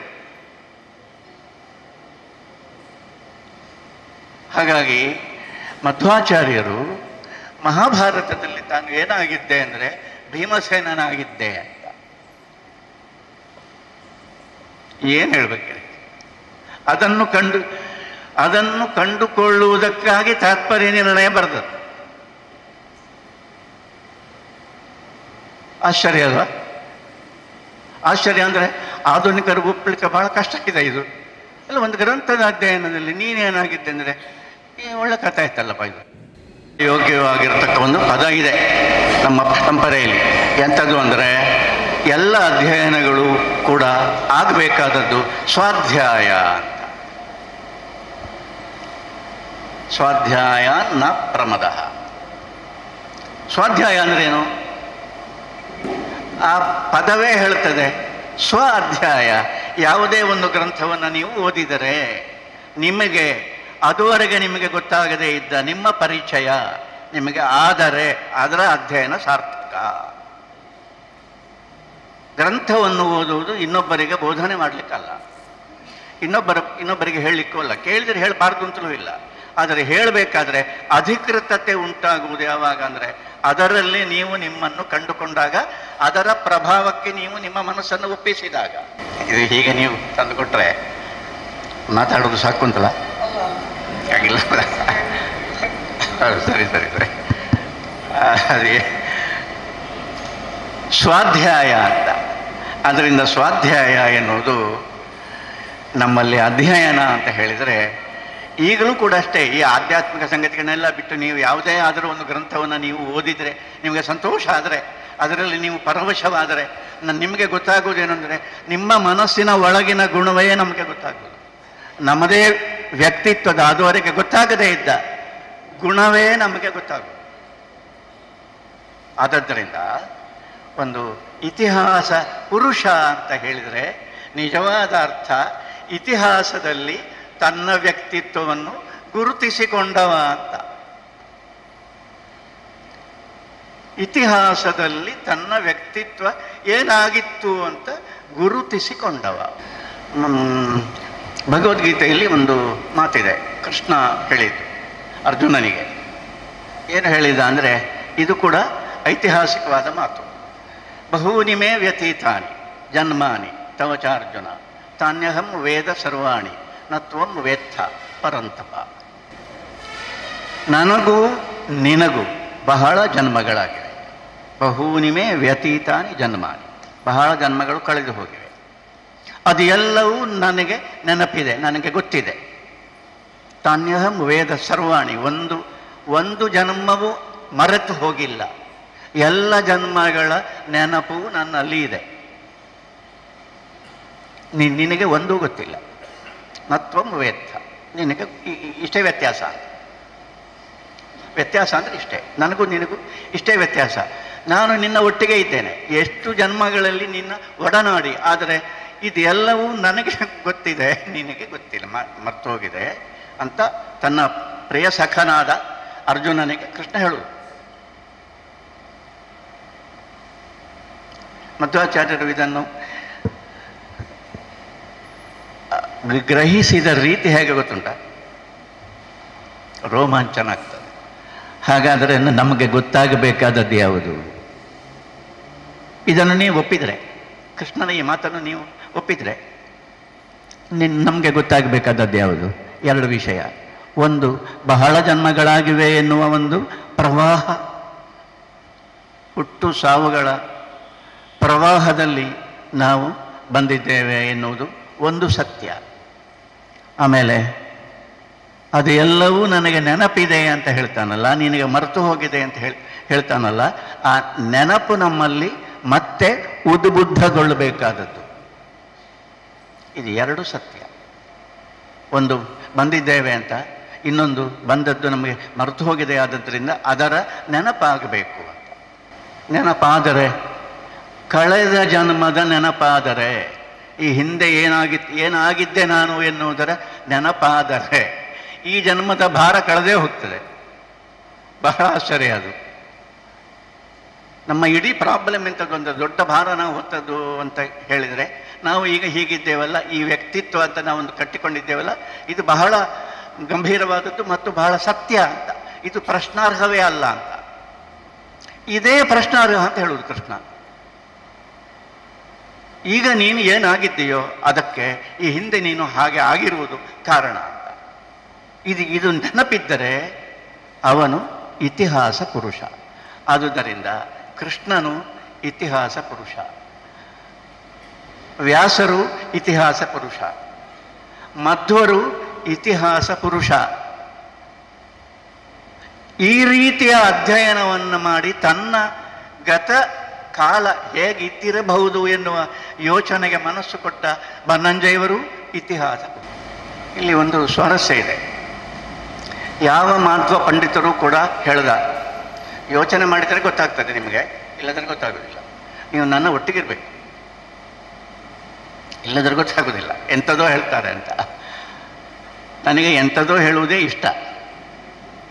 ಏನೋ ಎಲ್ಲ ಹೇಳ್ತಾ ಅದನ್ನು ಕನೆಕ್ಟ್ ಮಾಡ್ತಾ ಹೋಗುವುದು ಇಷ್ಟ. ಹೋಗಲಿ. ನಿನ್ನೆ ವಿದ್ಯಾಭೂಷಣರು ನಮ್ಮ ಮನೆಯಲ್ಲಿದ್ದರು. ಅವರು ಹೇಳ್ತಾ ಇದ್ರು, ಅವರನ್ನು ಯಾರೋ ಹೇಳಿದ್ರಂತೆ ನೀವೊಂದು ಉಪನ್ಯಾಸ ಮಾಡಬೇಕು ಅಂತ. ಆವಾಗ ಅವರು ಹೇಳಿದ್ರಂತೆ, ನಾನು ಉಪನ್ಯಾಸ ಮಾಡುವುದಿಲ್ಲ, ಉಪನ್ಯಾಸ ಮಾಡುವವರು ಪಡುವ ಕಷ್ಟವನ್ನು ನೋಡಿ ತುಂಬ ಸುಖ ಆಗ್ತದೆ ನನಗೆ ಅಂತ. ಹಾಗೆ ಇವತ್ತು ಅವರು ನನ್ನ ಮುಂದೆ ಕೂತಿದ್ದಾರೆ. ಅವರ ಸುಖವನ್ನು ನಾನು ಕೂಡ ನೋಡ್ತಾ ಇದ್ದೇನೆ. ಇದು ಹೀಗಿದೆ. ಏನಾಯ್ತು ಈಗ? ಬನ್ನಂಜೆ ಅವರು ಏನು ಮಾಡಿದರು? ಬನ್ನಂಜೆ ಅವರು ಮಾತ್ರ ಹೇಳಿದ್ದು ಈ ಮಾತನ್ನು, ನಾನು ಮಾಧ್ವನಾಗಿ ಹುಟ್ಟಬಾರ್ದಿತ್ತು. ಬರೆದಿಟ್ಟುಕೊಳ್ಳಿ. ಕೇಳಿದವರಿಗೆಲ್ಲ ಶಾಕ್ ಆಗಬೇಕು ಅಂತ ಅಲ್ಲ ಅವ್ರು ಹೇಳಿದ್ದು. ಆ ಕಾರಣಕ್ಕಲ್ಲ, ಒಂದು ರೋಮಾಂಚನ ಆಗಲಿ ಅಂತ ಹೇಳಿದ್ದಲ್ಲ ಅವರು. ಹೇಳ್ಯಾರಾದ್ರು ಇಷ್ಟು ದೊಡ್ಡ ಮಧ್ವ ವಿದ್ವಾಂಸನಾಗಿ ನಾನು ಮಧ್ವನಾಗಿ ಹುಟ್ಟಬಾರ್ದಿತ್ತು. ಅರೆ ಏನಾಯ್ತು ಆಚಾರ್ಯರಿಗೆ? ಏನೂ ಆಗಲಿಲ್ಲ, ಆದದ್ದೇನು ಅಂತ ಕೇಳಿ ನಾನು ಅವರು ಹೇಳಿದ್ದೇನೆಂದರೆ, ಯಾಕೆ ಹೇಳಿದರು ಅಂದರೆ, ನಾನು ಮಧ್ವಾಚಾರ್ಯರನ್ನು ಅರ್ಥ ಮಾಡಿಕೊಂಡ ರೀತಿ ಅವರನ್ನು ನಾನು ಪ್ರತಿಪಾದನೆ ಮಾಡಿದರೆ ಜನ ಏನೇ ಹೇಳ್ತಾರೆ ಗೊತ್ತುಂಟ, ನೀವು ಮಧ್ವರಾಗಿ ಹುಟ್ಟಿದ್ದೀರಿ, ನೀವು ಸಮರ್ಥನೆ ಮಾಡ್ತೀರಿ ಅಂತ ಹೇಳ್ತಾರೆ. ಹಾಗೆ ಅಲ್ಲ ಅಂತ ನಾನು ತಿಳಿಸುವುದು ಹೇಗೆ ಅಂತ. ದಿಸ್ ಈಸ್ ಪ್ರಾಬ್ಲಮ್ ಇದು. ನನಗೆ ಹೇಳ್ತಾರೆ, ನೀವು ಬ್ರಾಹ್ಮಣರಾಗಿ ಹುಟ್ಟಿದ್ದೀರಿ, ಅದನ್ನು ಭಗವದ್ಗೀತೆ ಸ್ವಲ್ಪ ಮಟ್ಟಿಗೆ ಓದಿದ್ದೀರಿ, ಅದೆಲ್ಲ ಹೇಳ್ತಾ ಇರ್ತೀರಿ. ಇದಕ್ಕೆ ಕಷ್ಟ ಇದೆ, ಬಾರಿ ಕಷ್ಟ ಇದು. ಹುಟ್ಟಬಾರ್ದಿತ್ತು ಹಾಗಾದರೆ. ಅಂದರೆ ಏನೊಂದು ಹೇಳಿದರೆ, ನಾವು ಬೆಳೆದು ಬಂದ ವಾತಾವರಣ, ಅಲ್ಲಿ ಇರುವ ಸಾಂಸ್ಕೃತಿಕ ಪರಿಸರ, ಮೌಲ್ಯಗಳು ನಮಗೆ ಗೊತ್ತಿಲ್ಲದೇ ನಮ್ಮನ್ನು ಪ್ರಭಾವಿಸ್ತವೆ. ಇದು ವಿಧಿ ಇಲ್ಲ ಇದಕ್ಕೆ. ಆದರೆ ಅಧ್ಯಯನ ನಮ್ಮದು ಹೇಗಿರಬೇಕು ಅಂದರೆ, ಆ ಪೂರ್ವಗ್ರಹವನ್ನು ಸಮರ್ಥಿಸುವ ಹಾಗೆ ಇರಬಾರ್ದು. ನಿಜವಾಗಿ ನಾನು ಮಧ್ವನಾಗಿರ್ಬೋದು, ನೀವು ಶಂಕರಾಚಾರ್ಯ ಶಿಷ್ಯನಾಗಿ ಎಂಥದ್ದು ಬೇಕಾದರೂ ಆಗಿ, ಓದುವಾಗ ನಾನು ಈ ವಾತಾವರಣದಲ್ಲಿ ಹುಟ್ಟಿದ್ರಿಂದ ನನಗೆ ಇದನ್ನು ನಾನು ಸಮರ್ಥಿಸುವುದಕ್ಕೋಸ್ಕರ ಓದ್ತಾ ಇದ್ದೇನೆ ಅಂತ ಹೇಳಿದರೆ ಹೋಯ್ತು. ಮತ್ತೆ ಇದು ಏನು ಅಂತ ಹುಡುಕಬೇಕು ಎನ್ನುವ ದೃಷ್ಟಿಯಿಂದ, ಸಂಶೋಧನೆ ಮಾಡುವ ದೃಷ್ಟಿಯಿಂದ, ನಿಜ ಏನು ಎನ್ನುವುದನ್ನು ತಿಳಿಬೇಕು ಎನ್ನುವ ಹಂಬಲದ ದೃಷ್ಟಿಯಿಂದ ನೋಡಿದರೆ ಬೇರೆಯೇ ಕಾಣ್ತದೆ. ಅದು ಕಾಣದಿದ್ದರೆ ಕ್ರಾಂತಿ ಆಗುವುದಿಲ್ಲ. ಅದು ಕಾಣದಿದ್ದರೆ ನಮ್ಮ ಗ್ರಹಿಕೆಗಳು ಬದಲಾಗುವುದಿಲ್ಲ. ನಾನು ಯೋಚನೆ ಮಾಡ್ತಾ ಇದ್ದೆ, ಈ ಬನ್ನಂಜೆಯವರು ನಾನು ಮಾಧ್ವನಾಗಿ ಹುಟ್ಟಬಾರದಿತ್ತು ಅಂತ ಹೇಳಿದ್ದಕ್ಕೆ ಏನು ಕಾರಣ ಅಂತ ಗಂಟೆಗಟ್ಟಲೆ ಯೋಚನೆ ಮಾಡಿದ್ದೇನೆ. ಅದರಲ್ಲಿ ಏನಂತ ದೊಡ್ಡ ಸಂಗತಿ ಎಂಥದ್ದು ಇಲ್ಲದು. ನಾನು ಮಾಧ್ವನಾಗಿ ಹುಟ್ಟಬಾರದಿತ್ತು ಅಂತ ಹೇಳಿದರೆ ಮಾಧ್ವರ ಮೇಲೆ ಸ್ವಲ್ಪ ಮಟ್ಟಿಗೆ ಕೋಪ ಇರಲಿಕ್ಕೂ ಸಾಕು ಅವರಿಗೆ, ಅದು ಬೇರೆ ವಿಷಯ. ಆದರೆ ನಿಜವಾಗಿ ಏನು ಕಥೆ ಅಂದರೆ, ನಿಜವಾದ ಕಥೆ ಏನು ಅಂದರೆ, ಈ ಮಾತು ಅವರ ಬಾಯಿಂದ ಯಾಕೆ ಬಂತು ಅಂದರೆ, ಮೊದಲ ಬಾರಿಗೆ ದಕ್ಷಿಣ ಕನ್ನಡದಲ್ಲಿ, ಕಾಸರಗೋಡಿನಲ್ಲಿ, ಕೂಡ್ಲಿನಲ್ಲಿ ಕಾವುಮಠ ಅಂತ ಇದೆ. ಅಲ್ಲಿ ತ್ರಿವಿಕ್ರಮ ಪಂಡಿತಾಚಾರ್ಯರು ಅಂತ ಒಬ್ಬರು ಬಹಳ ದೊಡ್ಡ ವಿದ್ವಾಂಸರು, ಬಹಳ ಗ್ರಂಥಗಳನ್ನು ಬರೆದಿದ್ದಾರೆ. ಅವರು ಇದ್ದರು, ಮಧ್ವಾಚಾರ್ಯರ ಸಮಕಾಲೀನರು. ಅದ್ವೈತದಲ್ಲಿ, ಶಾಂಕರ ವೇದಾಂತದಲ್ಲಿ ಪರಿನಿಷ್ಠಿತರಾದ ಪಂಡಿತರು ಅವರು. ಆ ಕಾಲದಲ್ಲಿ ಎಷ್ಟು ದೊಡ್ಡ ಪಂಡಿತರು ಅಂದರೆ, ಶಂಕರಾಚಾರ್ಯರ ಮತವನ್ನು ಅವಲಂಬಿಸಿದ ಅನೇಕ ವಿದ್ವಾಂಸರುಗಳು ಕೂಡ ಇವರು ನಮಗೆ ಮೂರ್ಧನ್ಯ ಸ್ಥಾನದಲ್ಲಿದ್ದಾರೆ. ಇವರು ಹೇಳಿದರೆ ಆಯಿತು, ಅದ್ವೈತ ಅಂದರೆ ಏನು ಅಂತ ಅವರು ಹೇಳಿದರೆ ಆಯಿತು, ಅವರನ್ನು ಬೇರೆ ಮಾತಿಲ್ಲ ಅದರಲ್ಲಿ ಎನ್ನುವುದನ್ನು ಒಪ್ಪಿಕೊಂಡಿದ್ದರು. ಅಂಥ ತ್ರಿವಿಕ್ರಮ ಪಂಡಿತಾಚಾರ್ಯರು ಶಾಂಕರ ಸಿದ್ಧಾಂತದ ಮೇಲೆ, ಅದರ ಮೇಲಿನ ನಿಷ್ಠೆ ಅಲುಗಾಡಿ ಅವರು ಮಧ್ವಾಚಾರ್ಯರ ಪಂಥವನ್ನು ಸ್ವೀಕರಿಸಿದೆ. ಸ್ವೀಕಾರ ಮಾಡುವುದಕ್ಕೆ ಮುಂಚೆ ಮಧ್ವಾಚಾರ್ಯರು ಕಾಸರಗೋಡಿಗೆ ಬಂದಾಗ ಒಂದು ವಾರ ಕಾಲವೋ 15 ದಿನ ಕಾಲವೋ ಎಷ್ಟೋ ದಿನಗಳ ಕಾಲ ಇಬ್ಬರ ಮಧ್ಯೆ ವಾಕ್ಯಾರ್ಥ ಆಯಿತು, ಅಂದರೆ ಚರ್ಚೆ ಆಯಿತು, ವಾದವಿವಾದ ಆಯಿತು. ಅದರಲ್ಲಿ ಇವರ ಎಲ್ಲ ಪ್ರಶ್ನೆಗಳಿಗೂ ಕೂಡ ಬೇರೆ ರೀತಿಯಾದ ಒಂದು ಉತ್ತರ ಮಧ್ವಾಚಾರ್ಯರ ಮುಖದಿಂದ ಅವರಿಗೆ ಸಿಕ್ಕಿತು. ಒಪ್ಪಿದರು, ಮಾಧ್ವ ವೇದಾಂತವನ್ನು ಒಪ್ಪಿದರು. ಶಾಂಕರನಾಗಿ ಹುಟ್ಟಿ, ತಪ್ಪು ತಿಳ್ಕೊಳ್ಳಿ ಕುಡಿದು, ಶಾಂಕರನಾಗಿ ಹುಟ್ಟಿ ಮಾಧ್ವನಾಗಿ ಬದಲಾದದ್ದು ಮತಾಂತರವೇ ಸತ್ಯ, ಮತವಲ್ಲ. ಮತ ಅಂದರೆ ನಾವು ಹುಟ್ಟಿದ ಮತ, ಅದನ್ನು ನಾವು ಸಮರ್ಥಿಸಲೇಬೇಕಾದ್ದು ನಮ್ಮ ಪ್ರಾರಬ್ಧ. ಅದು ಗೊತ್ತಿರಲಿ ಬಿಡಲಿ ಅದರ ವಿಷಯ. ನಾವು ಮಾಧ್ವರು, ನಾವು ಲಿಂಗಾಯತರು, ನಾವು ಜೈನರು, 25 ಇದೆ. ಒಬ್ಬನಿಗೂ ಅದರ ವಿಷಯ ಗೊತ್ತಿಲ್ಲ, ಹೇಳಲಿಕ್ಕೆ ಮಾತ್ರ ಗೊತ್ತಿರುವುದು. ಅದು ಏನು ಅಂತ ಕೇಳಿದ್ರೆ ಮತ್ತೆ ಪೆಟ್ಟು ಮಾಡಲಿಕ್ಕೆ ಬರ್ತಾರೆ. ಇದು ನಮ್ಮ ಕಾಲದ ಕಥೆ. ಇದನ್ನು ಹೇಳಲಿಕ್ಕೂ ಬೇಜಾರಾಗ್ತದೆ, ಹೇಳದಿರಲಿಕ್ಕೂ ಸಾಧ್ಯ ಇಲ್ಲ. ಹಾಗೆ ಇದೆ ಇದು. ಹಾಗಿರುವಾಗ ಮತಾಂತರವಾಗಬೇಕು ಅಂತ 1 ಗಂಟೆ ಆಯ್ತು. ನನಗೆ ಬಹಳ ಮಾತಾಡಲಿಕ್ಕಿದೆ, ನಿಮಗೆ ಊಟಕ್ಕೆ ಹೊತ್ತಾಗ್ತದೆ. ತ್ರಿವಿಕ್ರಮ ಪಂಡಿತಾಚಾರ್ಯರು ಹೀಗೆ ಬದಲಾದುದರಿಂದ ಆ ಬದಲಾವಣೆಗೆ ಕಾರಣವಾಗಿರತಕ್ಕ ಒಂದು ಅವರಿಗೆ ಒಂದು ಒಳನೋಟ ಉಂಟಾಯ್ತಲ್ಲ, ಇದಲ್ಲ ನಾನು ಇದುವರೆಗೆ ಏನನ್ನು ನಂಬಿಕೊಂಡು ಬಂದಿದ್ದೇನೋ ಅದಲ್ಲ, ಈಗ ಇವರು ಏನು ಹೇಳ್ತಾ ಇದ್ದಾರೋ ಅದು ಸತ್ಯದ ಝಳ ಅದರಲ್ಲಿ ಇದೆ ಅಂತ ಗೊತ್ತಾದದ್ದರಿಂದ ಅವರು ಬದಲಾದರು. ಇದು ನಿಜವಾದ ಮಾಧ್ವ ದೀಕ್ಷೆ, ನಿಷ್ಠೆ, ಹುಟ್ಟಿದ್ದಲ್ಲ ಅಂತ. ಈಗ ನೋಡಿ, ನಾನು ಮಾಧ್ವನಾಗಿ ಹುಟ್ಟಬಾರ್ದಿತ್ತು ಎನ್ನುವ ಮಾತನ್ನು ನೀವು ಬೇರೆ ರೀತಿಯಲ್ಲಿ ಯೋಚನೆ ಮಾಡಿದರೆ ಅದು ಹೇಗೆ ಕಾಣ್ತದೆ ಅಂದರೆ, ಇಂಥ ಒಂದು ವಿದ್ವಾಂಸರು ಜಾತಿ ವ್ಯವಸ್ಥೆಯನ್ನು ಒಪ್ಪುವುದಕ್ಕೆ ಸಾಧ್ಯವಾ? ಯೋಚನೆ ಮಾಡಿ. ಮಧ್ವಾಚಾರ್ಯರನ್ನು ಬಹಳ ಅವರ ಆಳ ಏನು ಎನ್ನುವುದನ್ನು ಅರ್ಥ ಮಾಡಿಕೊಂಡ ಒಬ್ಬರು ವಿದ್ವಾಂಸರು ನಾನು ನಿಜವಾಗಿ ಮಾಧ್ವನಾಗಿ ಹುಟ್ಟಬಾರದಿತ್ತು ಅಂತ ಹೇಳಿದರೆ, ಹುಟ್ಟು ಎನ್ನುವುದು, ಜಾತಿ ವ್ಯವಸ್ಥೆ ಎನ್ನುವುದು ನಿಜವಾದ ಜ್ಞಾನವನ್ನು ಪಡೆಯುವುದಕ್ಕೆ ಮಾರಕ ಅಂತಲ್ವ ಅದಕ್ಕೆ ಅರ್ಥ. ಬದಲಾಗಬೇಕಾದ್ರೆ ಈ ಪೂರ್ವಗ್ರಹಗಳನ್ನು ಕಳಚಿ ಹೊಸ ಗ್ರಹಿಕೆಗಳನ್ನು ತಕ್ಕೊಳ್ಬೇಕಾಗಿದ್ದರೆ ಅದನ್ನು ಮತಾಂತರ ಅಂತ ಹೇಳುವುದು. ಮತವಲ್ಲ, ಮತಾಂತರ. ಶಂಕರಾಚಾರ್ಯರು ಕೂಡ ಇದನ್ನು ಮಾಡಿದ್ದಾರೆ, ಪ್ರತಿಯೊಬ್ಬ ಆಚಾರ್ಯರು ಇದನ್ನು ಮಾಡಿದ್ದಾರೆ. ಬಹಳ ಆಶ್ಚರ್ಯ ಆಗ್ತದೆ. ಇದು ಕ್ರಾಂತಿ. ಈ ಹಿಂದಿನ ಏನು ಆಲೋಚನೆಗಳನ್ನು ಬಿಟ್ಟು ಹೊಸ ಆಲೋಚನೆಗಳಿಗೆ ತೆರೆದುಕೊಳ್ಳುವ ಒಂದು ರೀತಿ. ಇದು ಯಾಕೆ ನಾನು ಹೇಳಿದೆ ಅಂದರೆ, ಬನ್ನಂಜೆಯವರು ತನ್ನನ್ನು ತಾನು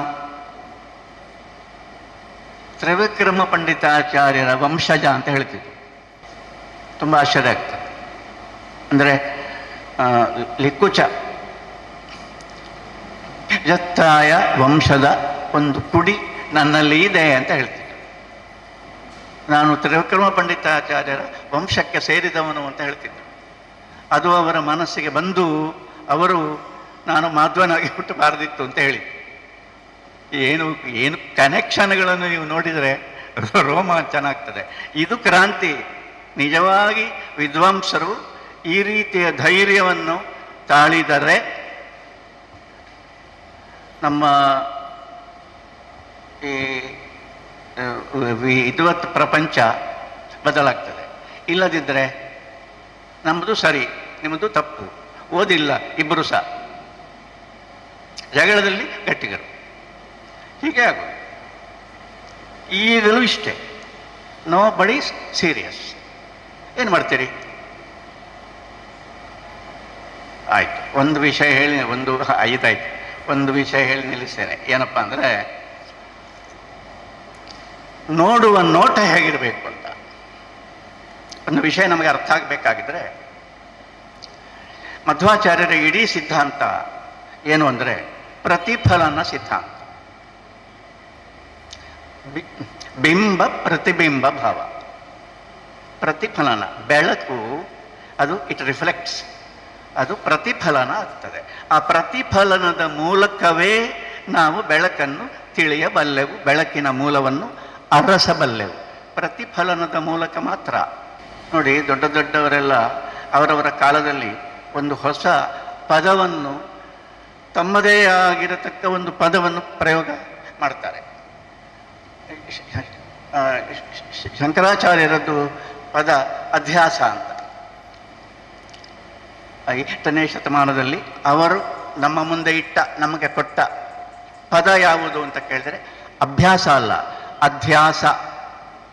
ಅಧ್ಯಾಸ ಅಂದರೆ ಅಧ್ಯಾರೋಪ, ಅಂದರೆ ನಮ್ಮ ಮನಸ್ಸಿಗೆ ಲೋಕವನ್ನು ಕುರಿತ ಆಲೋಚನೆಗಳು ಕವಿದು ಅದೇ ಸತ್ಯ ಅಂತ ಆಗಿ ಹೋಗಿದೆ.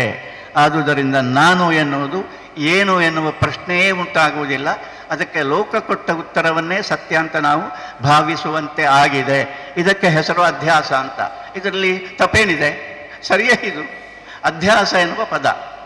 ಆಯಿತು, ಶಂಕರಾಚಾರ್ಯರ ಕಾಲ ಕಳೆದು ಮತ್ತೆ ಒಂದು 2 ಶತಮಾನ ಕಳೆದು ರಾಮಾನುಜರು ಬಂದಾಗ ಅವರು ಒಂದು ಪದ ಹಾಕಿದರು. ಅದೇನು ಅಂದರೆ ವಿಶಿಷ್ಟ ಅಂತ. ಅದಕ್ಕೆ ವಿಶಿಷ್ಟಾದ್ವೈತ ಅಂತ ಹೆಸರು. ಅದೆಲ್ಲ ಹೇಳ್ತಾ ಹೋದರೆ ಹೊತ್ತಾಗ್ತದೆ. ಆಯಿತು, ಮಧ್ವಾಚಾರ್ಯರು ಬಂದರು. ಮಧ್ವಾಚಾರ್ಯರು ಬಂದು ಹೊಸ ಒಂದು ಪದವನ್ನು ಕೊಟ್ಟರು. ಅದು ಯಾವುದು ಅಂದರೆ ಸ್ವತಂತ್ರ ಅಂತ.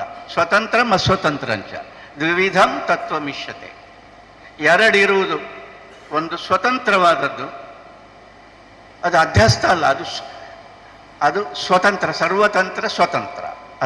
ಅದನ್ನು ನಾವು ದೇವರು ಅಂತ ಹೇಳೋದು, ಕೃಷ್ಣ ಅಂತ ಹೇಳೋದು, ಎಂತ ಬೇಕಾದ್ರೆ ಹೇಳೋದು. ಅದು ಸ್ವತಂತ್ರ. ನಾನು ಅಸ್ವತಂತ್ರ. ಎರಡಿದೆ ಅಂತ. ಅಸ್ವತಂತ್ರ ಅಂದರೆ ಸಾಮಾನ್ಯವಾಗಿ ನಾವು ಲೋಕದಲ್ಲಿ ಏನಾಗ್ತದೆ ಅಂದರೆ, ನಾನು ಅಸ್ವತಂತ್ರ ಅಂತ ಹೇಳಿದರೆ ಅದು ಸೆಲ್ಫ್ ಪಿಟಿ.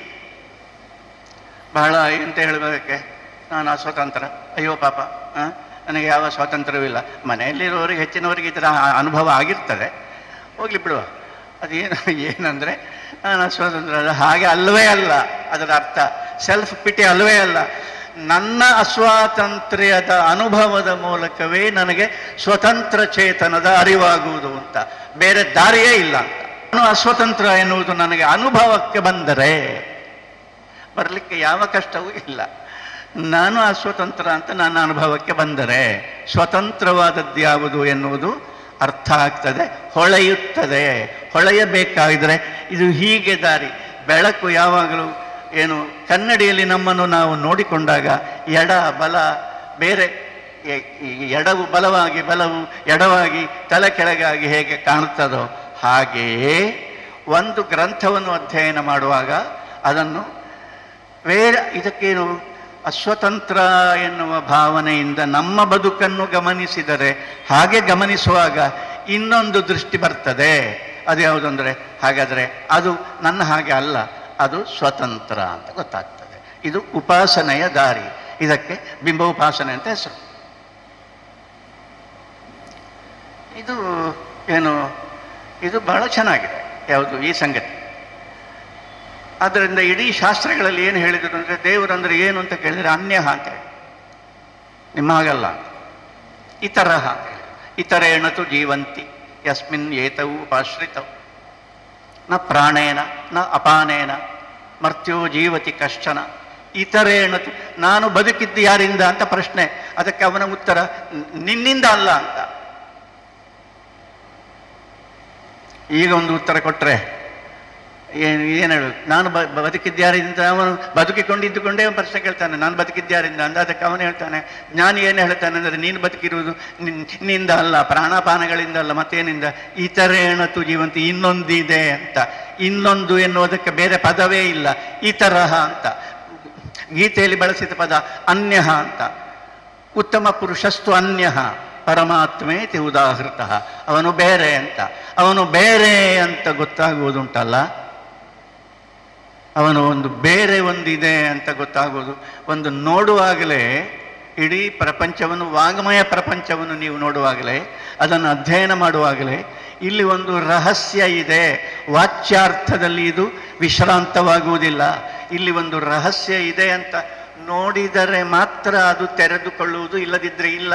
ಅದನ್ನು ಹಾಗೆ ಅಧ್ಯಯನ ಮಾಡಬೇಕು ಅಂತ ಮಧ್ವಾಚಾರ್ಯರ ಗ್ರಹಿಕೆ. ಇದನ್ನು ಬನ್ನಂಜೆಯವರ ಹಾಗೆ ಗ್ರಹಿಸಿದವರು ವಿರಳ. ಶ್ರೀಶರು ಬಂದರು. ಆದ್ದರಿಂದ ಈ ಒಂದು ಏನು ಒಬ್ಬೊಬ್ಬರು ಒಂದೊಂದು ಪದಗಳನ್ನು ಮಾಡಿದ್ದಾರೆ, ಒಂದೊಂದು ಪದವನ್ನು ನಮಗೆ ಕೊಟ್ಟಿದ್ದಾರೆ. ಒಂದು ಮಾತು ನನಗೆ ಹೇಳದೆ ವಿಧಿ ಇಲ್ಲ, ಅದನ್ನು ಹೇಳ್ತೇನೆ. ಏನಂದರೆ, ಸರ್ವತಂತ್ರ ಸ್ವತಂತ್ರ ಎನ್ನುವ ಪದವನ್ನು ಮಧ್ವಾಚಾರ್ಯರು ಮಾಡಿದರು. ಅದೇ ಕಾಲದಲ್ಲಿ ಸ್ವಲ್ಪ ಹಿಂದೆ 12ನೇ ಶತಮಾನದಲ್ಲಿ ಬಸವಣ್ಣ ದೇಹವೇ ದೇಗುಲ ಅಂತ, ಒಂದೊಂದು ಕಾಲದಲ್ಲಿ ಆ ಕಾಲಕ್ಕೆ ಯೋಗ್ಯವಾಗಿರತಕ್ಕ, ನಾವು ಯೋಚನೆ ಮಾಡುವುದಕ್ಕೆ ಯೋಗ್ಯವಾದ, ಯೋಚನೆ ಮಾಡಲೇಬೇಕಾದ ರೀತಿಯ ಒಂದು ಡಿಕ್ಷನ್, ಒಂದು ಇದನ್ನು ಕೊಡುವುದು. ದೇಹವೇ ದೇಗುಲ ಅಲ್ಲ, ನಮ್ಮ ಕಾಲದಲ್ಲಿ ದೇಹವೇ ದೇಗುಲ ಅಲ್ಲ, ದೇಗುಲವೇ ದೇಹ ಆಗಿದೆ, ಅದಿರಲಿ. ದೇಹವೇ ದೇಗುಲ. ಹೀಗೆ ಪ್ರತಿಯೊಬ್ಬರೂ ಕೂಡ ಒಂದೊಂದು ಕಾಲದಲ್ಲಿ ಆ ಏನು ಐತಿಹಾಸಿಕ ವ್ಯಕ್ತಿಗಳು ಇದನ್ನು ಮಾಡಿದ್ದಾರೆ. ನಮ್ಮ ಕಾಲದಲ್ಲಿ ನಮಗೆ ಗೊತ್ತಿರತಕ್ಕ ಪದ, ನಾನು ಆಗಲೇ ಹೇಳಿದ ಹಾಗೆ, ಷಡ್ಯಂತ್ರ. ಯಾರು ಯಾರನ್ನು ನಂಬುವ ಹಾಗೆ ಇಲ್ಲ. ಯಾರೂ ನಂಬುವ ಹಾಗೆ ಇಲ್ಲ. ಇವನು ಯಾರು, ನನಗೆ ಒಬ್ಬರು ಫೋನ್ ಮಾಡ್ತಿದ್ರು, ನೀವು ಯಾರ ಹತ್ರ ಮಾತಾಡಬೇಡಿ ಅಂತ. ಅಲ್ಲ, ಯಾರ ಹತ್ರ ಅಲ್ಲ, ಯಾರನ್ನು ನಂಬಲಿಕ್ಕೆ ಸಾಧ್ಯ ಇಲ್ಲ, ನಿಮ್ಮನ್ನು ಹೊಂಡಕ್ಕೆ ಹಾಕಲಿಕ್ಕೆ. ಅದು ಏನಂದರೆ, ಇದು ಒಂದು ಪದಕ್ಕೆ ನಾವು ಹೇಗೆ ಸ್ಪಂದಿಸ್ತೇವೆ ಎನ್ನುವುದರ ಮೇಲಿನಿಂದ ನಮ್ಮ ನಾಗರಿಕತೆ ನಿಂತಿದೆ. ಒಂದು ಪದ, ಸ್ವತಂತ್ರ ಅಂತ ಒಂದು ಪದ, ಅಥವಾ ಅಧ್ಯಾಸ ಅಂತ ಒಂದು ಪದ, ಮಧ್ಯಮ ಮಾರ್ಗ ಅಂತ ಒಂದು ಪದ. ಆ ಒಂದು ಪದಕ್ಕೆ ಹೇಗೆ ಸ್ಪಂದಿಸ್ತೇವೆ ನಾವು ಎನ್ನುವುದರ ಮೇಲಿಂದ ಇಡೀ ನಾಗರಿಕತೆ ನಿಂತಿದೆ. ಅಂಥದ್ರಲ್ಲಿ ಯಾರ ಮಾತನ್ನು ಯಾರೂ ನಂಬಲಿಕ್ಕೆ ಸಾಧ್ಯ ಇಲ್ಲದ ವಾತಾವರಣವನ್ನು ಸೃಷ್ಟಿ ಮಾಡಿಕೊಂಡು ನಾವು ಎಲ್ಲಿಗೆ ಹೋಗ್ತಾ ಇದ್ದೇವೆ? ಹೊಂಡಕ್ಕೆ ಬೀಳ್ತಾ ಇದ್ದೇವೆ. ಇದು ಅಧಪತನದ ಕಾಲ. ನನಗೆ ಬಹಳ ಸ್ಪಷ್ಟವಾಗಿದೆ, ಆದ್ದರಿಂದ ನನಗೆ ಹೇಳದೆ ವಿಧಿಯೇ ಇಲ್ಲ. ಹೊಂಡಕ್ಕೆ ಹಾರುವುದು ಒಂದು ದೊಡ್ಡ ಸಾಧನೆ ಅಂತ ನಾವು ಭಾವಿಸಿದ್ದೇವೆ, ಮೇಲಕ್ಕೆ ಹೋಗುವುದಲ್ಲ. ಹೊಂಡಕ್ಕೆ ಹಾರುವುದು, ಎಷ್ಟು ಹೊಂಡಕ್ಕೆ ಹಾರಿದ ಅಂತ, ಹಾರಿಬಲ್. ಹೀಗೆ ಇದೆ. ಇದೆಲ್ಲ ಏನು ಅಂದರೆ, ಇದು ಎಲ್ಲದರ ಮಧ್ಯದಲ್ಲಿ ನಮ್ಮಲ್ಲಿ ಎಲ್ಲವೂ ಇದೆ. ಮೇಲೆ ಹೋಗುವುದಕ್ಕೆ ಬೇಕಾಗಿರತಕ್ಕ ಎಲ್ಲ ಸಂಗತಿಗಳು ಇವೆ, ಧಾರಾಳವಾಗಿವೆ, ಯೋಚನೆ ಮಾಡಿದರೆ ಮಾತ್ರ. ಆದ್ದರಿಂದ ಇವತ್ತಿನ ಕಾಲ ಒಂದು ಕ್ರಾಂತಿಯನ್ನು ಬಯಸತಕ್ಕ ಕಾಲ. ಆ ಕ್ರಾಂತಿ ಉಂಟಾಗುವುದು ಒಂದು ಪದಕ್ಕೆ ನಾವು ಹೇಗೆ ಕಿವಿ ಕೊಡ್ತೇವೆ ಎನ್ನುವುದರ ಮೇಲಿನಿಂದ. ಆ ಒಂದು ಸಂವೇದನೆ ನಮ್ಮಲ್ಲಿ ಬನ್ನಂಜೆಯವರ ನೆನಪನ್ನು ಮಾಡಿಕೊಂಡು ಉಂಟಾಗಲಿ ಅಂತ ಹಾರೈಸಿ, ನಿಮ್ಮನ್ನು ಇಷ್ಟು ಹೊತ್ತು ಬೋರು ಮಾಡಿದ್ದಕ್ಕೆ ನಾನು ನಿಮ್ಮ ಕ್ಷಮೆಯನ್ನು ಕೇಳಿ, ನಮಸ್ತೆ.